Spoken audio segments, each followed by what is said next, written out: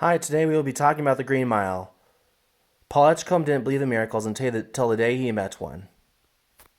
Here we go.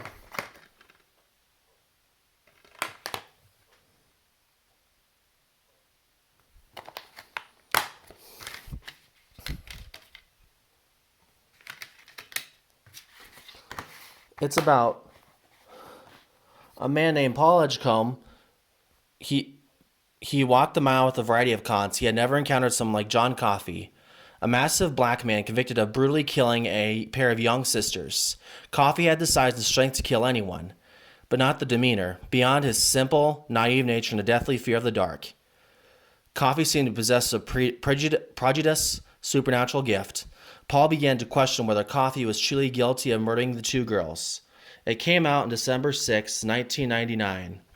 Director Frank Darabont. Story originally written by Stephen King.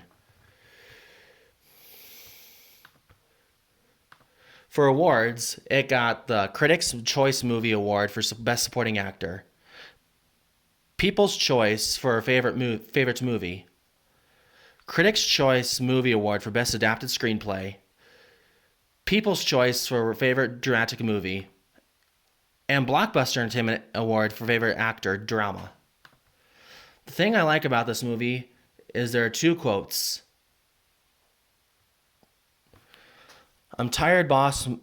Mostly, I'm tired of people being ugly to each other. I'm tired of all the pain I feel and hear in the world every day. There's too much of it. It's like pieces of glass in my head all the time. The quote was by John Coffey. Another one. There's another one. He killed them with their love. That's how it is every day all around the world. Those two references make me think of a reference. Make me think of a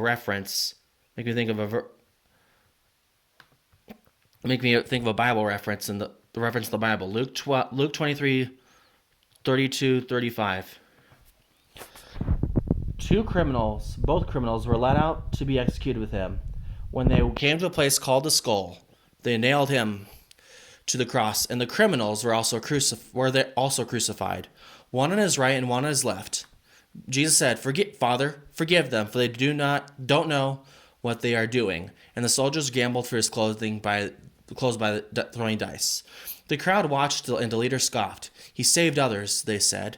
Let him save himself if he is really God's Messiah, the chosen one. The soldiers mocked him too by offering him a drink of sour wine. They called out to him, If you are the king of the Jews, save yourself. A sign was fastened above him with these words, This is the king of the Jews. One of the criminals hanging beside him scoffed, So you're the Messiah, are you? Prove it by saving yourself, and us too, while you're at it. But the other criminal protested, Don't you fear God, even when you have been sentenced to die? We deserve to die for our crimes, but this man hasn't done anything wrong. Then he said, Jesus, remember me when you come into your kingdom. And Jesus replied, I assure you, today you will be with me in paradise. By this time it was about noon, and the darkness fell across the whole land until 3 o'clock. The light from the sun was gone, and suddenly the curtain in the sanctuary of the temple was torn down the middle. And Jesus shouted, Father, I entrust my spirit into your hands.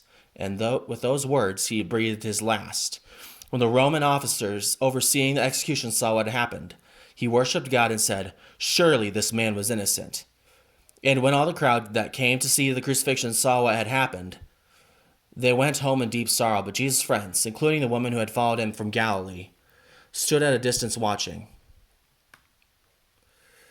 Now there was a good and righteous man named Joseph. He was a member of the Jewish High Council, but he had not agreed with the decision and actions of the other religious leaders.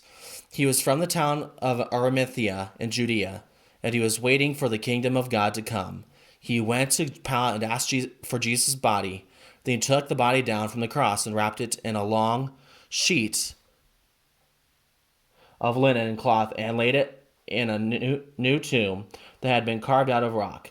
This was done late on Friday afternoon, the day of preparation, as the Sabbath was about to begin. As his body was taken away, the woman from the Galilee followed and saw the tomb where his body was placed.